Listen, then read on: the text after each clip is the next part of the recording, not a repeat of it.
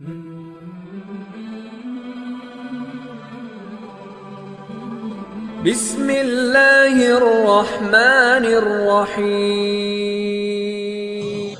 सबसे पहले ईद उल फितर की इमामत किस नबी ने करवाई थी? ये रहे आपके ऑप्शन।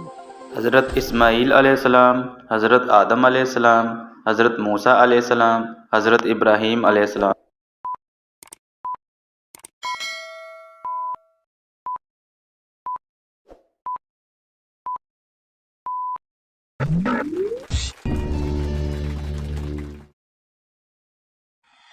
वो कौन सा रिश्ता है जो क़यामत के दिन भी बाकी रहेगा? ये रहे आपके ऑप्शन। परहेज़गारों का, मियाँ बीवी का, माँ बाप का, भाई बहन का।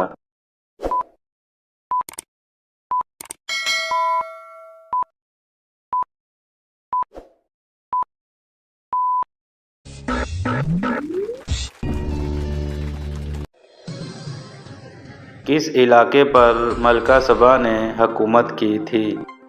ये रहे आपके ऑप्शन। कूफा के इलाके पर, यमन के इलाके पर, ताइफ के इलाके पर, मिस्र के इलाके पर।